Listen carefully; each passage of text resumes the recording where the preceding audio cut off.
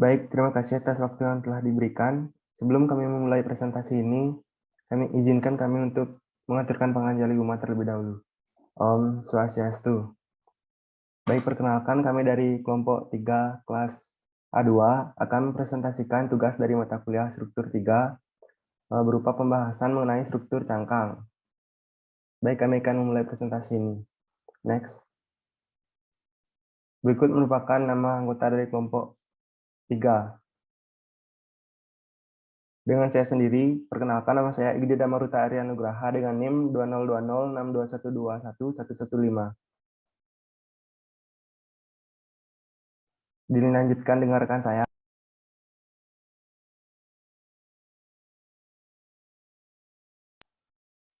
Yang pertama yaitu penemu struktur cangkang atau shell structure. Struktur cangkang pertama kali diperkenalkan oleh Schweidler pada tahun 1863 dengan desain kubah yang memiliki bentang 48 meter. Struktur tersebut dikenal dengan kubah Schweidler yang terdiri dari jaring-jaring batang bersendi tak teratur. Struktur baru lainnya menggunakan batang-batang yang diletakkan pada kurva yang dibentuk oleh garis melintang dan membujur pada suatu permukaan putar. Untuk mengantisipasi kesukaran yang ditimbulkan dari penggunaan batang-batang bersendi tak teratur dalam membentuk struktur cangkang seperti kubah Schweidler ini, biasanya diantisipasi dengan menggunakan batang-batang yang panjangnya sama. Salah satu penerapannya adalah pada kubah geodesik. Baik, selanjutnya akan dilanjutkan oleh rekan saya. Baik, perkenalkan nama saya Niputu Dinda Apsari, NIM 075. Di sini saya akan mempresentasikan pengertian struktur cangkang menurut para ahli. Yang pertama ada Jodik.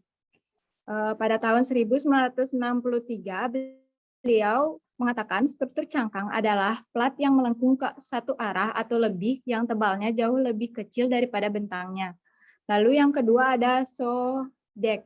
Pada tahun 1998, beliau mengatakan sel atau cangkang adalah bentuk struktural tiga dimensional yang kaku dan tipis yang mempunyai permukaan lengkung.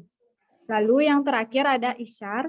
Pada tahun 1995, beliau mengatakan cangkang atau sel bersifat tipis dan lengkung. Jadi, struktur yang tipis, datar, atau lengkung tebal tidak dapat dikatakan sebagai shell. Nah, dari pernyataan tersebut dapat disimpulkan bahwa struktur cangkang adalah bentuk struktural tiga dimensional dengan permukaan yang lengkung dan memiliki sifat kaku dan tipis serta sangat kuat. Selanjutnya ada fungsi struktur cangkang. Struktur cangkang ini biasanya digunakan hanya dalam keadaan di mana persyaratan khusus diperlukan untuk mencapai tingkat efisiensi struktur yang tinggi, baik karena diperlukan bentangan yang sangat panjang atau karena diperlukan buat berat struktur yang sangat ringan. Selanjutnya ada persyaratan struktur cangkang. Yang pertama itu harus memiliki bentuk lengkung, tunggal maupun ganda. Yang kedua harus tipis terhadap permukaan atau bentangnya. Yang ketiga harus dibuat dari bahan yang keras, kuat, ulet, dan tahan terhadap tarikan dan tekanan. Next. Nah, selanjutnya saya akan menjelaskan bahan material struktur cangkang atau sel struktur. Bahan material struktur cangkang terdiri dari material dengan karakteristik yang sudah diketahui dan didefinisikan dengan baik, yaitu tentang ketahanannya terhadap gaya-gaya tarik, geser, tekan, momen lentur, kekuatan-kekuatan baja, bata, dan lain-lain. Sehingga untuk meningkatkan efektivitas struktural dari material tersebut dapat ditentukan metode-metode yang tepat untuk diterapkan. Sel atau cangkang harus didirikan dari material yang dapat dilengkungkan seperti beton bertulang, baja, plastik, kayu, dan aluminium. Nah, material yang pertama ada beton bertulang. Beton adalah adukan semen PC, batu kerikil, dan air yang membentuk material monolit untuk menjadi struktur yang dapat tahan akan gaya tarik dan tekan. Berkat tulangan baja di dalamnya yang mempunyai sifat homogen dan isotop. Hal tersebut yang memungkinkan beton bertulang dapat dicetak dengan beragam bentuk seperti melengkung. Nah, di bawah ini merupakan contoh bangunan yang menerapkan material beton bertulang pada struktur cangkang. Untuk material yang kedua ada baja. Bahan baja dibuat dalam bermacam-macam campuran mineral untuk memenuhi kekuatan yang dikehendaki. Dalam bentuk balok berprofil, plat-plat baja dari yang tipis hingga yang tebal berupa plat tebal datar halus, bergelombang dengan permukaan kasar atau anti-slip. Di bawah ini merupakan contoh bangunan yang menggunakan material baja pada struktur cangkang. Baik, selanjutnya akan dilanjutkan oleh teman saya. Baik, di sini saya akan melanjutkan materi. Sebelumnya, perkenalkan nama saya Niputu Nadia Dharma Putri, NIM 113. Baik, selanjutnya ada plastik. Penggunaan plastik sebagai bahan untuk struktur bangunan masih belum banyak digunakan. Namun, beberapa arsitek mengambil langkah-langkah di bidang industri dan desain estetik.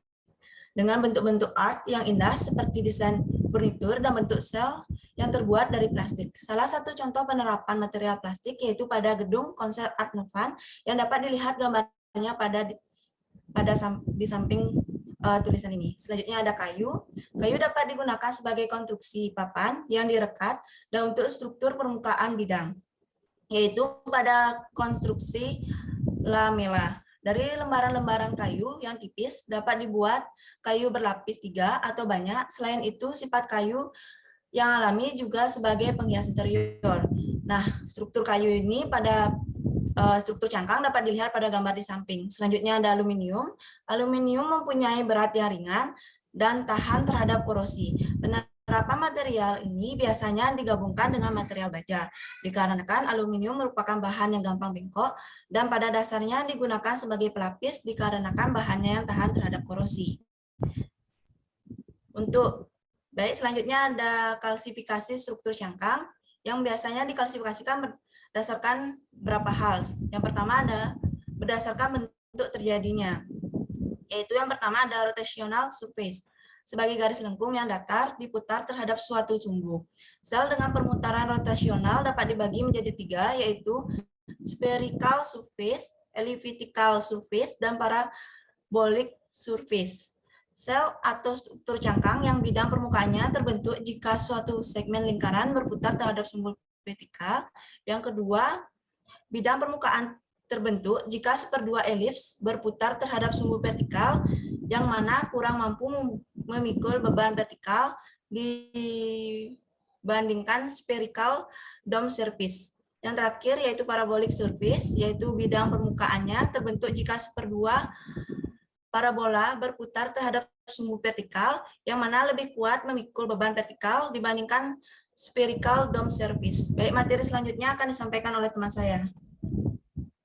Baik, di sini saya akan melanjutkan materi. Sebelum itu, perkenalkan nama saya Eka Handika Pujamarta dengan NIM 086.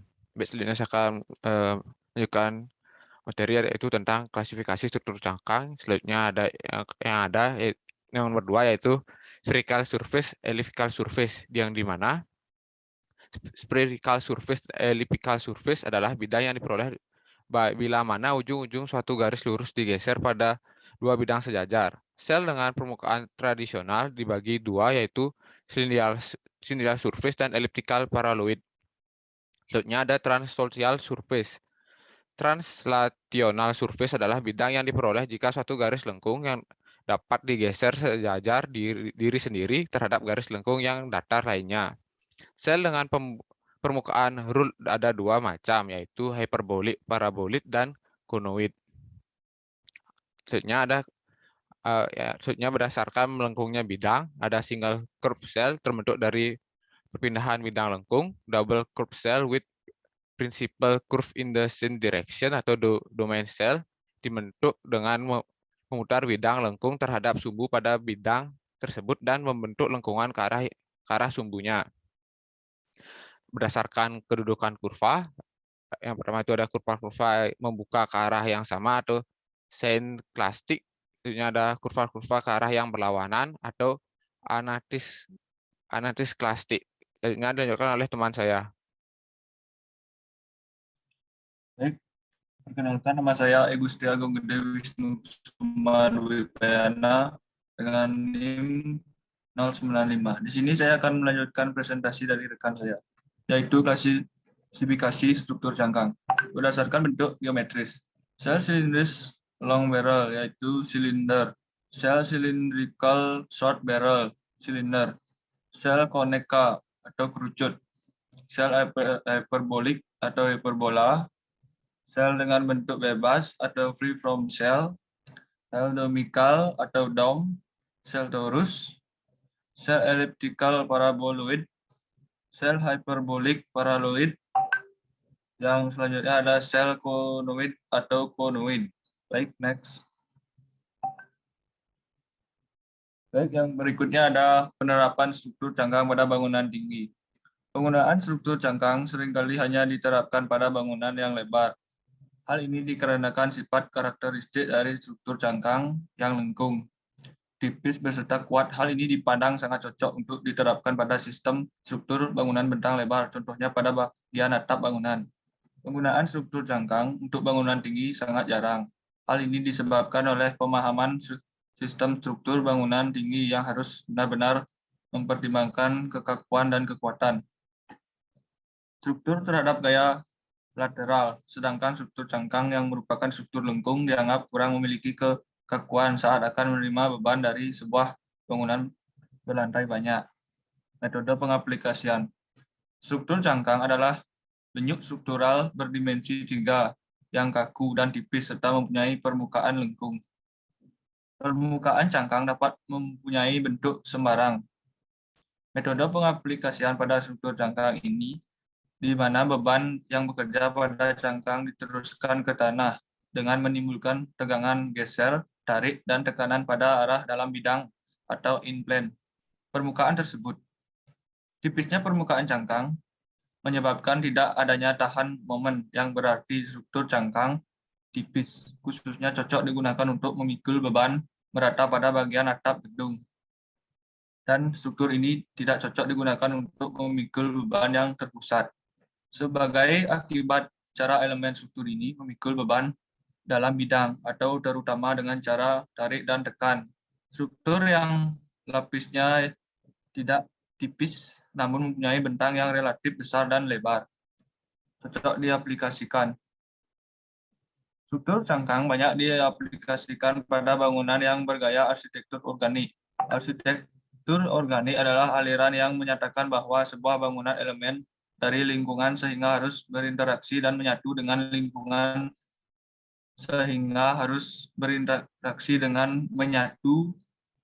lingkungannya. Organik merupakan kesatuan, keterpaduan bagian dari keseluruhan atau sebaliknya keseluruhan atas bagian. Struktur cangkang sangat cocok diaplikasikan pada bangunan bentang lebar. Contohnya pada bangunan yang memiliki bentang atap yang lebar seperti gedung DPR dan bangunan keong mas di Opera Mini Jakarta. Baik, selanjutnya dilanjutkan oleh rekan saya. Baik, di sini saya akan melanjutkan presentasi. Sebelum saya memulai presentasinya, izinkan saya untuk memperkenalkan diri saya terlebih dahulu. Saya Kemang Bagus Serta Anom dengan NIM 2020 62 121 090. Di sini saya akan menjelaskan kekurangan dan kelebihan dari cell structure atau struktur cangkang. Setiap struktur memiliki kelemahan di mana hal ini terjadi dikarenakan penerapan serta sifat dari struktur sendiri memiliki celah serta beberapa kekurangannya itu tidak dapat memiliki banyak bukaan, struktur cangkang tidak bisa menentukan ketinggian tepat sesuai dengan yang diinginkan, struktur cangkang ada kemungkinan retak rambut yang bocor yang dapat mengakibatkan kebocoran pada bangunan. Selain dari kekurangan struktur cangkang, di sini juga ada kelebihan dari struktur cangkang. Selain adanya beberapa kekurangan struktur cangkang memiliki banyak kelebihan, di mana kelebihan pada struktur yaitu bentuk yang melengkung juga membuat sistem struktur ini relatif bebas debu dan tidak diperlukan plafon tambahan atau diekspos. Dilihat dari segi estetika, sistem konstruksi ini memiliki bentuk yang indah. Beban yang dihasilkan juga stabil, hemat dalam penggunaan material. Oke, next. Setelah saya menjelaskan dari kekurangan dan kelebihan struktur cangkang, di sini saya akan menjelaskan struktur cangkang bola. Struktur cangkang bola merupakan bentuk struktur berkelengkungan ganda. Bentuk kubah dan cangkang dapat dipandang sebagai bentuk lengkungan yang diputar. Umumnya dibentuk dari material kaku seperti beton bertulang, tetapi dapat pula dibuat dari tumpukan bata. Cangkang adalah struktur yang unik. Cangkang dapat disebut bekerja secara funikular untuk banyak jenis beban yang berbeda meskipun bentuk tidak benar-benar funikular. Cangkang berbentuk segmen bola dapat juga memikul beban hanya dengan gaya dalam bidang. Adapun macam-macam gaya yang dapat diaplikasikan pada struktur cangkang bola yaitu gaya yang terpusat. Alasan mengapa beban tersebut harus dihindari pada struktur cangkang dapat terlihat oleh beban terpusat. Ekspresi umum yang telah kita peroleh sebelum ini adalah N sama dengan W per 2R kali sin kuadrat, di mana W adalah beban total berarah ke bawah. Yang kedua itu gaya meridional, yaitu merupakan tegangan dan gaya internal pada cangkang asimetris yang dibebani terbagi rata dapat diperoleh secara mudah dengan menggunakan persamaan keseimbangan dasar. Sebagai contoh, kita akan menganalisis sebuah kubah secara rinci. Selanjutnya ada gaya melingkar. Gaya melingkar atau hoop force yang biasa disebut N dan dinyatakan sebagai gaya putar satuan panjang dapat diperoleh dengan meninjau keseimbangan dalam arah transversal. Karena beban yang kita tinjau ini berarah ke bawah, bukan radial keluar, maka ekspresi gaya eksternal perlu disesuaikan. Oke, selanjutnya akan dijelaskan oleh teman saya. Baik, selanjutnya saya akan melanjutkan presentasi dari teman saya. Sebelumnya, perkenalkan nama saya Abdul Warsana dengan NIM 072. Selanjutnya yaitu kondisi tumpuan. Tujuan desain yang utama pada cangkang putar adalah masalah di tumpuannya atau tepi-tepinya. Sama halnya dengan penggunaan batang pengikat pada lengkungan atau untuk menahan gaya horizontal. Kita juga harus melakukan cara-cara khusus untuk mengatasi gaya tendangan horizontal yang diasosiasikan dengan gaya dalam bidang di tepi bawah cangkang. Penyokong atau boosters, komponen vertikal dan horizontal dari gaya meridional dapat dipikul oleh penyokong. Penyokong harus dapat menahan gaya dorong keluar yang terjadi, yaitu cincin tarik. Cincin tarik menerus dapat digunakan untuk menahan dorongan horizontal, hanya gaya ke bawah yang disalurkan ke tanah. Penggunaan cincin tarik harus menyeluruh sekeliling cangkang. Apabila tidak, maka cincin tersebut tidak bermanfaat dan akan ada tegangan berlebihan pada cangkang. Cangkang yang menggunakan cincin tarik dapat ditumpu oleh kolom-kolom karena di bawah cincin hanya ada gaya vertikal yang harus disalurkan ke tanah. Cangkang tanpa cincin tarik memerlukan sistem penyokong. Selanjutnya yaitu struktur cangkang silindris. Struktur cangkang dengan lengkungan tunggal dapat tersusun dari beberapa tipe kurva yang berbeda. Kurva bentuk dasar ini berawal dari bentuk geometri tertentu, meliputi lingkaran, parabola, elips, hiperbola, dan sikloid, sampai dengan bentuk yang lebih fleksibel. Bentuk-bentuk dasar ini dapat digabungkan dengan cara untuk menghasilkan potongan melintang dari bentuk-bentuk yang bervariasi. Beberapa bentuk tersebut terdiri dari yang pertama yaitu struktur cangkang tunggal yang dikonstruksi dari segmen tunggal atau banyak segmen. Yang kedua yaitu struktur cangkang tunggal melawan banyak sel atau bentuk berombak. Yang ketiga yaitu bertulang melawan unit yang tidak bertulang. Selanjutnya yaitu cembung melawan cekung melawan bentuk berombak-ombak. Selanjutnya yaitu menerus melawan bentuk terputus atau bentuk Y, bentuk S, miring, dan lain-lain. Yang terakhir yaitu sel simetris melawan sel asimetris. Unit-unit sel silindris dapat disusun secara paralel, radial, atau saling menyilang satu sama lain. Sel bisa lurus, berlipat, atau dibengkokkan. Cangkang silinder dapat dilengkapi dengan atau tanpa dipasang balok tepi. Bagian pengaku pada dua ujung cangkang dikenal dengan terafase. Terafase ini mungkin merupakan diafragma yang kuat, ikatan lengkungan atau kerangka kayu teravasi merupakan bidang yang kaku dan tidak fleksibel pada bidang sehingga tidak dapat menerima beberapa beban yang diberikan secara normal. Baik, selanjutnya akan dipresentasikan oleh teman saya.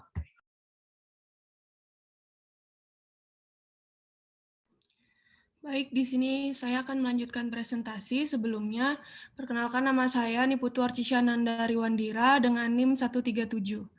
Selanjutnya untuk struktur cangkang hiperbolik paraboloid, di mana struktur ini menunjukkan aksi pelengkungan pada arah kelengkungan cembung serta aksi kabel pada arah pelengkungan cekung. Maka dari itu, medan tegangan pada plat menghasilkan tarikan pada suatu arah dan tekanan pada arah gerak lurusnya. Kedua arah ini akhirnya membentuk sudut 45 derajat dengan garis lurus pembentuk cangkang tersebut. Berikut adalah bentuk-bentuk dari hiperbolik paraboloid yang ditumpu pada 2 titik. Selanjutnya cangkang payung, pojok ditumpu, dan bentuk yang dipotong dari permukaan rulet. Next. Materi dilanjutkan dengan studi kasus.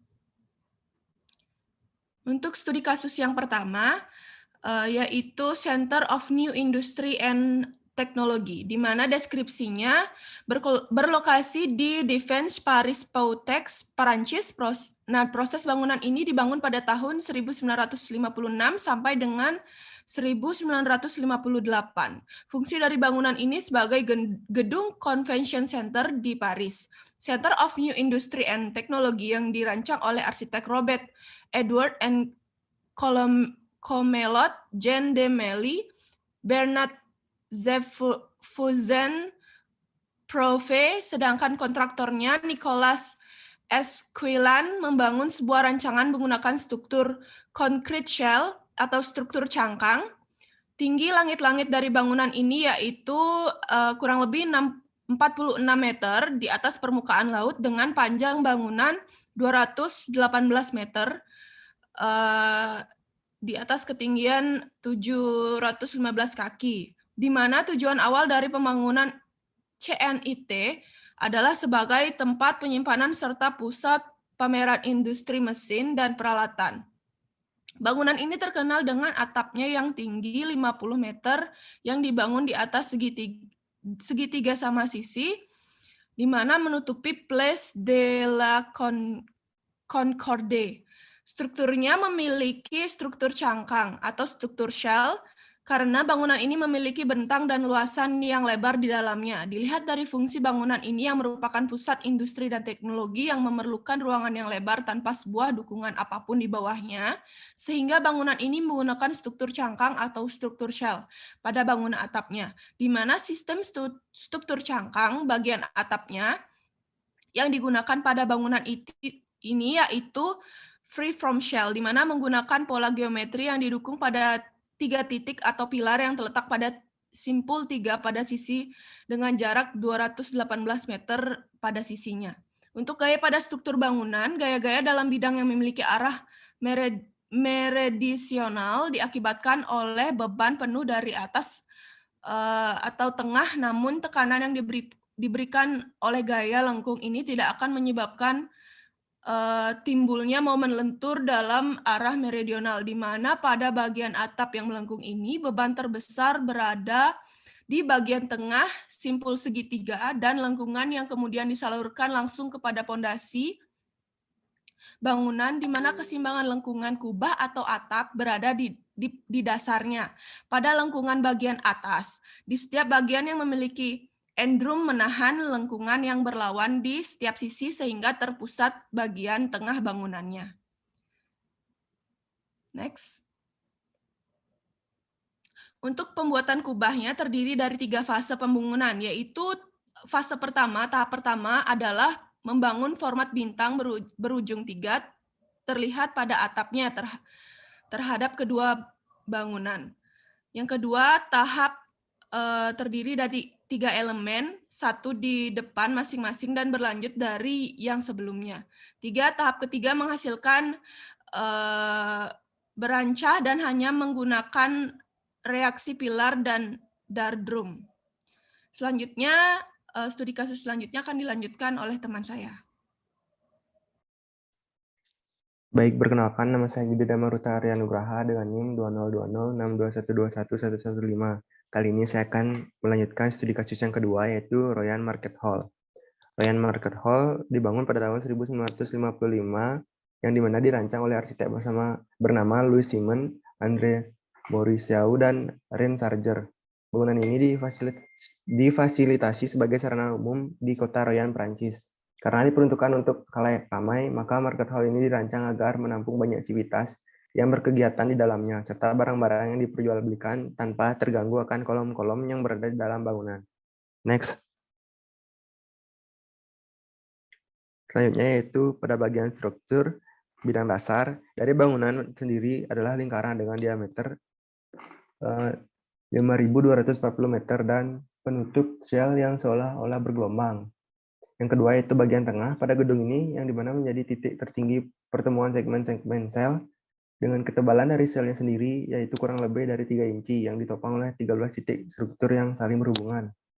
Yang terakhir yaitu bagian atap. Pada Royan Market Hall ini terbentuk dari 13 lengkungan yang sama. Keseluruhan bagian tersebut disusun secara melingkar sehingga membentuk suatu struktur atap yang menyerupai gelombang. Selanjutnya yaitu penyaluran gaya. Beban atap disalurkan melalui bagian cekungan atap yang kemudian disalurkan ke tiap-tiap titik. Semua beban tersebut yang menimpa bangunan ini akan disalurkan ke tanah melalui bagian cekungan. Lalu beban yang terbesar adalah pada bagian tengah, yaitu di antara crown dan perbatasan tiap segmen. Untuk itulah pada bagian ini mengalami penebalan.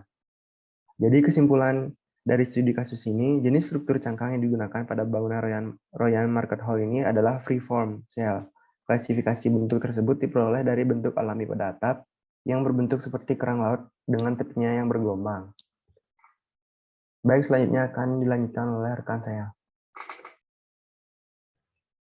Baik, selanjutnya adalah teater IMAX Keongmas. Nah, teater ini mengambil bentuk keongmas raksasa. Hal ini diambil dari cerita rakyat yang diperuntukkan sebagai tempat pemutaran dan pertunjukan film, di mana bangunan ini didirikan oleh prakarsa Ibu Tien Soeharto. Bangunan ini berlokasi di Taman Mini Indonesia Indah, Jakarta Timur, yang mana mulai dioperasikan pada tanggal 20 April 1984. Untuk gaya pada struktur bangunan, gaya-gaya dalam bidang yang memiliki arah meridisional diakibatkan oleh beban penuh dari atas, namun tekanan yang diberikan oleh gaya melingkar ini tidak akan menyebabkan dari timbulnya momen lentur dalam arah meridisional, di mana pada bagian atap yang melengkung ini beban terbesar berada pada bagian tengah lingkaran yang kemudian disalurkan kepada fondasi bangunan, di mana beban ini akan dihilangkan dengan adanya aksi melingkar dari struktur cangkang ini. Dari segi struktur, dilihat dari fungsi bangunan ini yang merupakan sebuah teater yang memerlukan ruangan yang besar tanpa sebuah sekat, sehingga bangunan ini menggunakan struktur cangkang ataupun struktur sel. Pada bagian atapnya, struktur cangkang yang digunakan pada bangunan ini yaitu freeform shell, di mana bentuknya yang benar-benar menyerupai keongmas sebenarnya, dengan struktur yang melengkung, tipis, kaku, dan kuat, serta halnya struktur dari cangkang keongmas. Next. Di mana dibagi menjadi bidang atap, bidang tengah, dan bidang dasar. Yaitu yang pertama dari bidang atap, pada bagian atap menggunakan struktur cangkang dengan bentuk spiral dengan diameter atap 46 meter dan ketebalan 20 cm. Pada bagian tengah, pada bagian badan bangunan, teater IMAX Keong memiliki titik tertinggi pada bagian puncak kubah cangkang. Kedua, di mana struktur cangkang ini juga diterapkan pada bagian bidang bangunannya. Selanjutnya pada bagian dasar, bangunan teater IMAX Keongmas ini mengambil bentuk lingkaran yang dipadukan dengan bentuk persegi panjang, yaitu telah mengambil modifikasi di dalamnya. Untuk pada bagian bentuk lingkaran difungsikan sebagai tempat untuk bioskop, dan pada bagian persegi diperuntukkan pada bagian sel atau studio. Pada bagian pondasi sendiri, bangunan ini menggunakan pondasi tiang panjang dengan kedalaman 18 meter. Untuk materi selanjutnya akan disampaikan oleh teman saya. Selanjutnya ada studi kasus dari Harbin Opera House.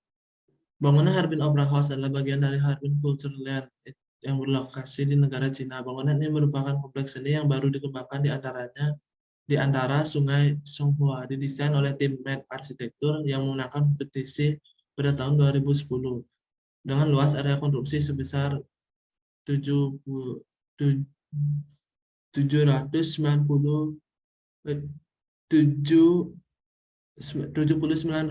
meter persegi. Bangunan ini merupakan bangunan milik pemerintahan Kota Harbin yang diselesaikan pada tahun 2015.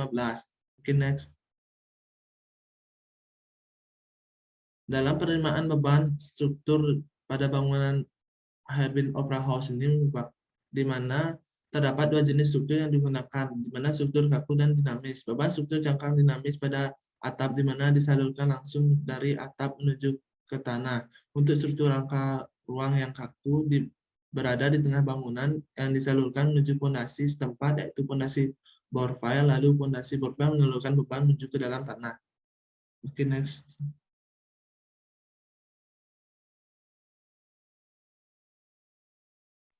Baik, selanjutnya saya akan presentasikan studi kasus, yaitu Dalian Seal Museum. Dalian Seal Museum adalah museum kerang yang baru dengan lebih dari 5.000 jenis cangkang berharga di seluruh dunia yang dipajang di dalamnya. Bangunan ini dibangun pada tahun 2009 di Cina. Bangunan ini dirancang oleh Institut Desain, Teknik Sipil dan Arsitektur. Bangunan Dalian Seal Museum ini merupakan salah satu proyek konstruksi kelas utama. Bangunan ini dibangun dengan bentuk yang cukup unik, di mana atap yang menyerupai cangkang kerang yang berukuran besar. Konsep dari bangunan ini bermain dengan sistem geografis. Bangunan ini menguntungkan untuk membangun ruang pameran utama yang membentang ke arah yang menanjak. Pengaturan ini memungkinkan pemandangan lanskap yang indah dari jendela gambar lebar di dalam ruang museum. Next. Selanjutnya yaitu struktur. Struktur pada bagian atap bangunan ini selaras dengan tema kerang dan memadukan banyak bentuk organik serbaguna dalam desainnya. Bangunan ini dilengkapi dengan atap tumpang tindih yang terbuat dari watocat yang tampak seperti karang besar, di mana lapisan-lapisan atap yang saling tumpang tindih berpusat pada 2 titik di sebelah kanan dan kiri dan kanan atap bangunan. Selanjutnya yaitu penyaluran gaya. Gaya pada bidang disebabkan oleh beban penuh dari atas, tetapi tekanan yang diberikan oleh gaya lentur pada bagian atap lengkungan ini beban terbesar pada di tengah. Dapat dilihat pada gambar di bawah. Bagian yang melengkung akan diarahkan langsung ke bagian superstruktur yang akan disalurkan langsung ke bagian superstruktur dan yang terakhir ke pondasi. Keseimbangan lengkungan atap ada di bagian bawah. Pada bagian lengkungan bagian yang memiliki headroom menahan lengkungan yang berlawanan di setiap sisi sehingga terpusat pada bagian tengah bangunan. Ini akan dilakukan oleh presentasi oleh teman saya. Selanjutnya saya akan melanjutkan studi kasusnya, yaitu Palazzetto dello Sport, yang dimana Palazzetto dello Sport merupakan sebuah bangunan olahraga tertutup yang memiliki bentuk yang terlihat sederhana, namun memiliki sistem struktur yang cukup kompleks. Bangunan ini dirancang oleh Annabel Velto dengan atap kubahnya yang mendominasi visualisasi bangunan yang permukaan yang halus, bersih, dan berkualitas tinggi. Untuk strukturnya, bangunan Palazzetto dello ini menggunakan struktur sel tipis yang menggunakan cincin tarik dan penyokong. Penggunaan struktur ini bertujuan agar tidak adanya pembatas antar ruang pada bagian tengah karena fungsi dari bangunan yang merupakan lapangan basket yang akan menampung peserta dan penampilan pertandingan dengan menggunakan beton prefabrikasi yang repetisi sehingga tidak membuat bengkak dalam anggaran pembangunan. Untuk gaya struktur bangunan ini, bangunan Palazzetto dello ini menggunakan struktur cangkang dengan gaya jenis dome cell yang menggunakan cincin tarik dan penyokong. Penempatan cincin tegang berada pada bagian atas kolom penyangga, pada balok dinding atau pada bagian tepi dari conical cell. Ukuran ring yang besar juga berfungsi sebagai pondasi menerus yang menyebarkan beban secara merata. Meskipun permukaan yang berbentuk kubah secara struktural dibawa ke arah tanah, namun tetap mendapatkan cahaya alami dari bidang terbuka yang dihasilkan oleh kolom-kolom penyangga. Adapun beberapa gaya yang terlihat pada struktur bangunan ini, yang pertama itu ada buttress atau penyokong. Penyokong pada bangunan ini terdapat pada kolom serta pada beton yang berbentuk Y, yang akan menahan dari angin dan beban lateral lainnya selain menahan gaya vertikal dan horizontal. Selain itu akan dirumpu kembali oleh kolom-kolom yang menyalurkan bebannya ke tanah. Selanjutnya ada gaya melingkar pada cangkang bola. Panel tersebut dibuat dari beton dan hanya memiliki ketebalan sekitar 1 inci atau 2,5 cm. Ruang-ruang sisa dari tepi masing-masing panel membentuk cekatan di mana bentuk rangka menerus pada permukaan interior dapat dituangkan. Selanjutnya dilanjutkan oleh teman saya. Baik, saya akan melanjutkan presentasinya. Studi kasus yang selanjutnya yaitu Sydney Opera House. Nah, Sydney Opera House ini memiliki luas tanah seluas 2,2 hektar dan luas bangunan 1,8 hektar dengan bentang bangunan 185 meter kali 120 meter dan ketinggian atap mencapai 67 meter di atas permukaan laut. Atapnya terbuat dari 2.194 bagian beton precast yang masing-masing seberat 15,5 ton. Semuanya disatukan dengan kabel baja sepanjang 350 km. Berat atap keseluruhan mencapai 27.230 ton yang dilapisi 1.656.000 keramik Swedia. Berat bangunan mencapai 161.000 ton ditopang oleh 580 konstruksi baja yang ditanam pada kedalaman 25 meter di bawah permukaan laut. Penyangga atap terdiri dari 32 kolom beton yang masing-masing 2,5 meter persegi dengan struktur dinding curtain wall. Nah, untuk strukturnya Sydney Opera House ini pada atapnya merupakan bentuk metafora dengan menerapkan sistem shell freeform, di mana bentuk shell yang ada tidak mengikuti pola geometri tetapi terikat secara struktural yang dalam hal ini bentuk geometri tetap ada tetapi bukan merupakan faktor utama. Shell pada Sydney Opera House ini terbentuk dari proses rotasional ke arah vertikal dengan lengkung dua arah atau vertikal dan horizontal atau double carved shell dengan permukaan lengkung sinklastik. Next.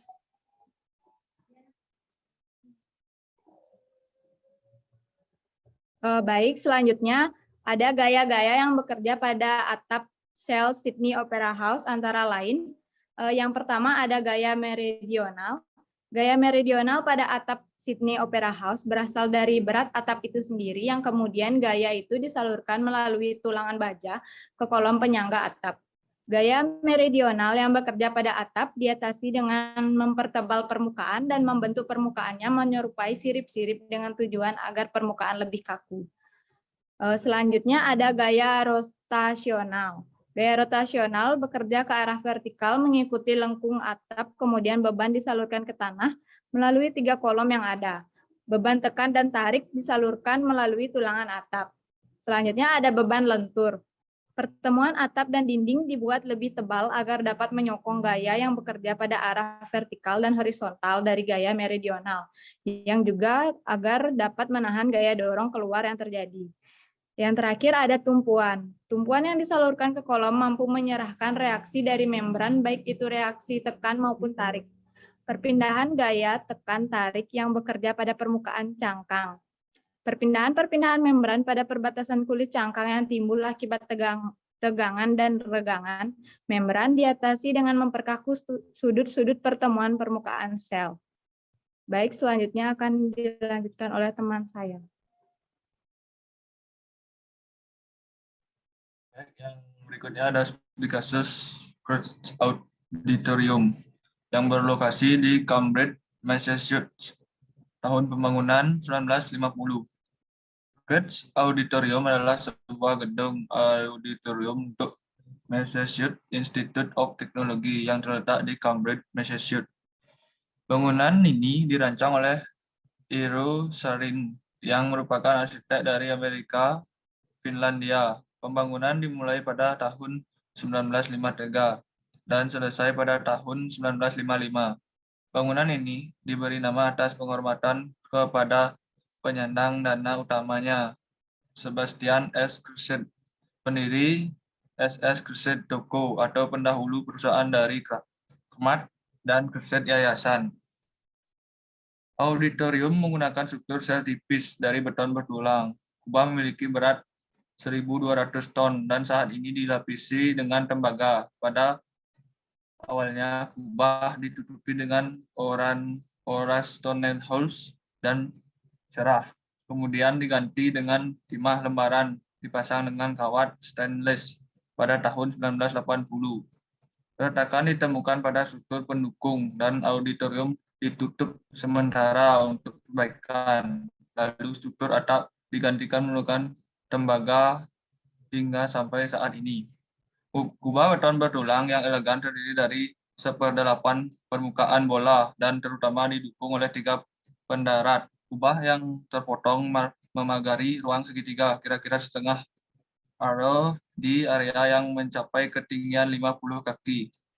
Dengan atap struktural utama bervariasi antara hanya 3 dan 7 inci tebal. Bentang adalah 113 kaki.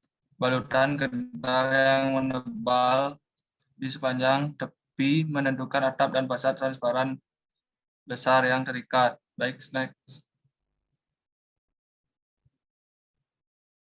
Berikutnya ada kesimpulan.